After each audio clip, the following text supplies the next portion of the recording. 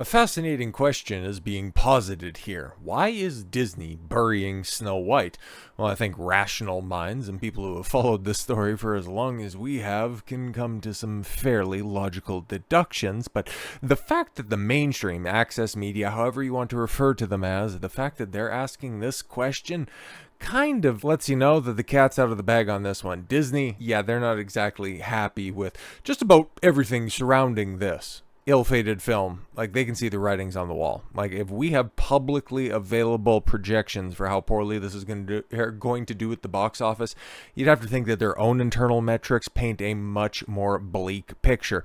They know how much money that they have dumped into reshoot after reshoot after rewrite after re-edit after scrapped plans after reapplied plans. Like, we've heard several different permeations and permutations of this film throughout the years, which is wild to say, but still accurate, because yeah, we've been talking about this since what, the set photos leaked back in 2023, and yeah, here we are, less than, we're into single digit days away from the release. But as it sits right now, there are certain premieres going on, so people have been able to see this film.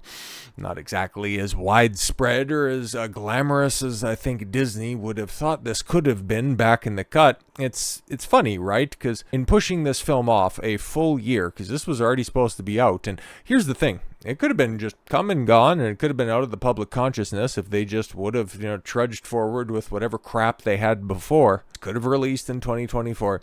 It could have just gone up in smoke. Everybody would have pointed and laughed at it, and we could have just moved on with our life.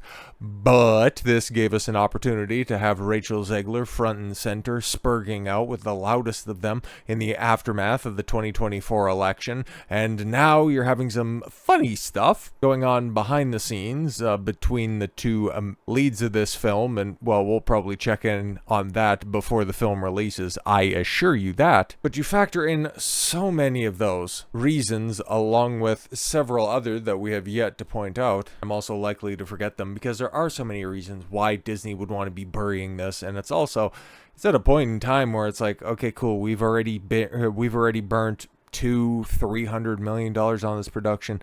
Do we really need to have an extravagant promotional tour that's literally going to put what, 2 or 3 more butts in seats in totality? We just talked about the toned down screenings on home field, okay, at the AMC theater in, what was that, Disneyland or Disney World? Like, they're not exactly rolling out the red carpet. And then when it comes to the UK premiere, they did in fact just that. They didn't roll out the red carpet. They were toning it down because of fears. Stop me if you've ever heard this before, right? Okay, well, it's Disney blaming the fans, so of course you've heard that before, but they were worried about anti-woke protests, which at this point in time, anybody who's unironically using the term woke is a plant. Okay, like that's kind of where that term has landed at this point. It's come and gone. It's been replaced with other buzz terms that are out there. And if your argumentation and description for something that you don't like is just simply woke and it goes no further than that, you don't really have much to add to the conversation. So when I hear that, and that's the reason why Disney wanted to pull back on their UK premiere, is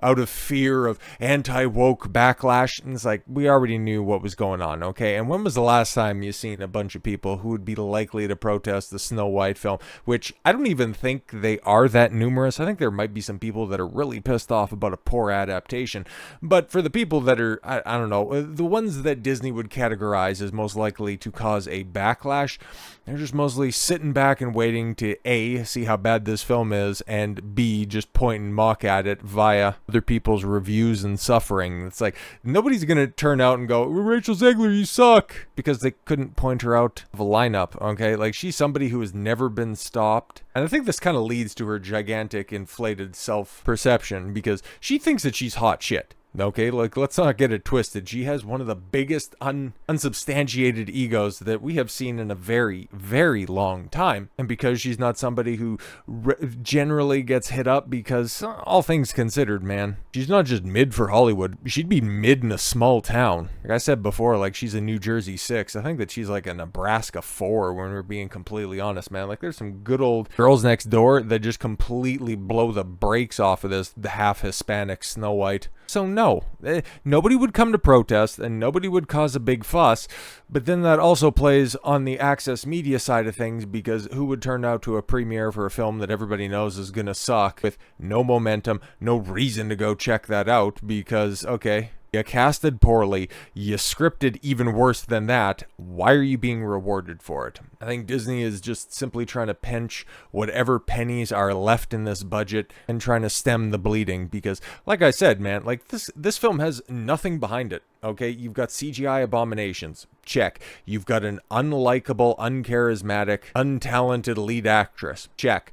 And then you've got, okay, I guess one selling point back in the cut would have been the aesthetics of your villain. Okay, and something that these morally gray simpletons in Hollywood can only write is a villain that's not outright evil, like the evil queen in Snow White. No, somebody who has more nuance and moral ambiguity. I'm sure that she's probably going to do some horrific stuff in the film, but then the writers will really want you to relate with her because they have a totally warped moral compass. But in casting Gal Gadot for that role, I mean, everybody's already made the comparisons. Why would she be so upset about, having this version of Snow White challenge her as the fairest of them all? Roll credits when she asks, "Mirror, mirror on the wall, who's the fairest of them all?" That would be you. But it's so much worse than that, because you decided to cast Gal Gadot, not just for a movie, okay, not just for a background part, not just as eye candy. You decided to cast her as the lead antagonist, and well, Zack Snyder and the DCEU got away with it for Wonder Woman because when it comes to superhero films, it's kind of characters over actors that end up driving the success of those films. Case in point, the original Wonder Woman made over $1 billion,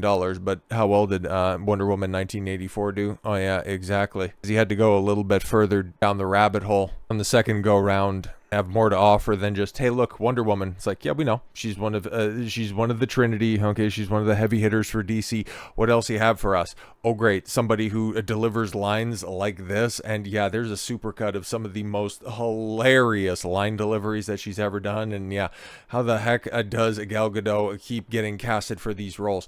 It's 48 seconds. It feels like 48 months. Enough champagne to fill the Nile. Kal-El, no. Max Lord, you're putting yourself and everyone else in grave danger. I need you to give me the stone. Give me the stone. What did you say? So exciting.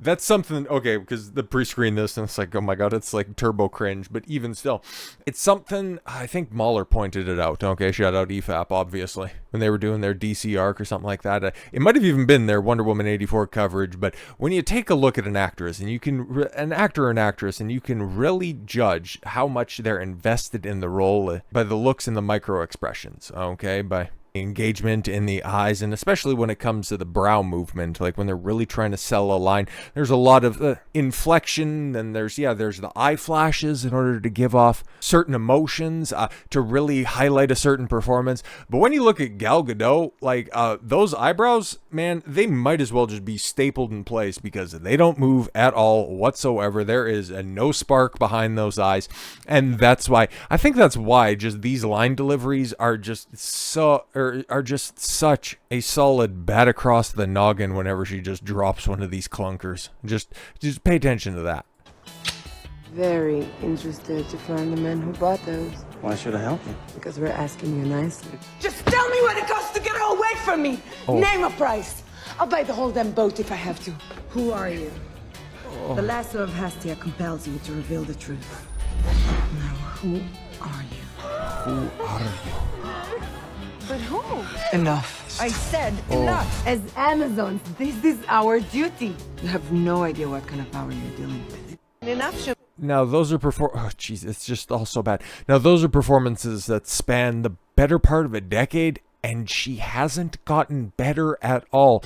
And some of those clunkers from the Evil Queen, it's like, bro, outside of the obvious, like the question, how does she keep on getting casted for these roles? I mean, if we had a lasso of truth on her, I bet you we'd come to some very uncomfortable realizations. But to just simply wondering why Disney is burying Snow White, well, is it obvious now? It's like they thought they could get away with one more stinker. There's no getting away with it this time around.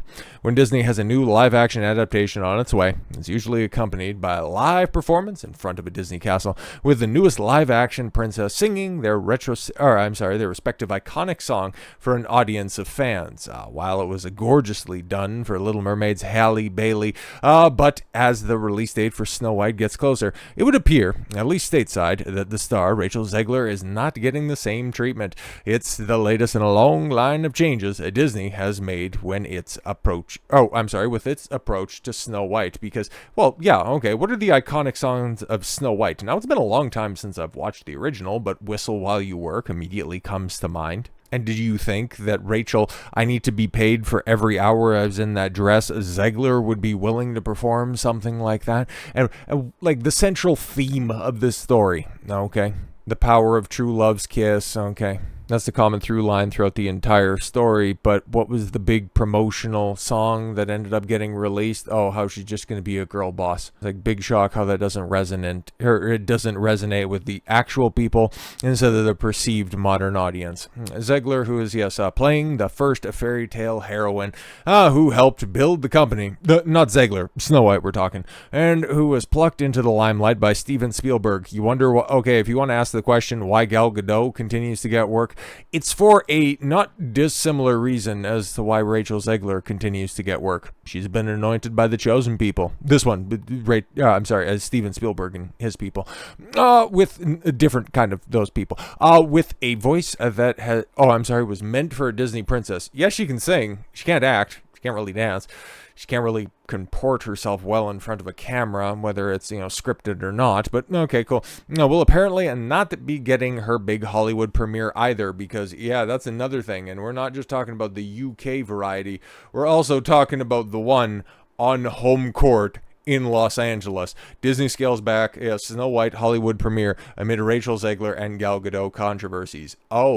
What do we mean about the Gal Gadot one? Yeah, we got to come back for another video on this specifically, because, oh boy, this conflict behind the scenes, there's some meat on those bones. Disney is hosting a Hollywood premiere of Snow White on March 15th. Okay, but the studio won't be rolling out a robust red carpet like it usually does. The afternoon festivities will include a pre-party and screening at the El Capitan Theater with the titular star Rachel Zegler and Gal Gadot, who plays the evil queen, expected to attend. They haven't been confirmed to attend. That's kind of wild. However, the red carpet will not include will not include the dozens of media outlets usually invited by Disney to interview the cast and creatives at its premieres. Wow, so you're not going to have that guy from Variety come around and go, "Is this the gayest live-action Disney princess we've ever had?" And they also know that, well, Gal is just a generally pleasant interview.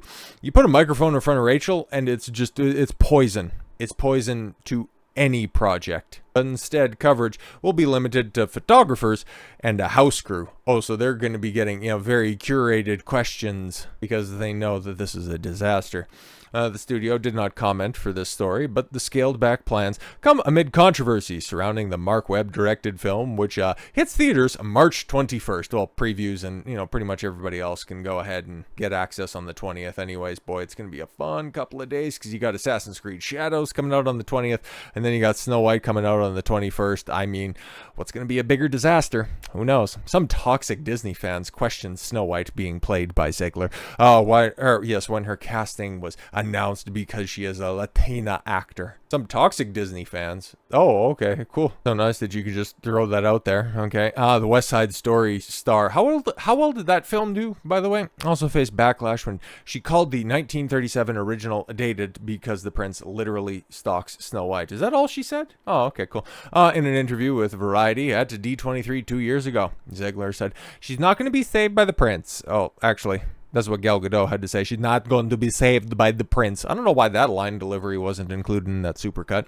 She's not going to be dreaming about true love. She's dreaming about becoming the leader she knows she can be, and that's why nobody's going to give a shit about this film. Yes, and Peter Dinklage talking about the dwarves, making them CGI abominations. Zegler continuing to jackass time and time again. And now, yes, the reason for the backlash of the film is due to the passion for the original film that you would besmirch several several times over and end up costing you a big Hollywood premiere for a Disney project. But let's be completely honest, okay? For as much as a Disney is trying to save any sort of face on this project, I also wouldn't be surprised if this isn't the last time that they hire Rachel for something. I can't wait for the announcement that she's going to be Rogue in the new upcoming X-Men. I can't wait. So with all that said, thank you all very much for the gift of your time. I've been Don Consuelo. I want you to follow your gut and get after it. Take care, everyone.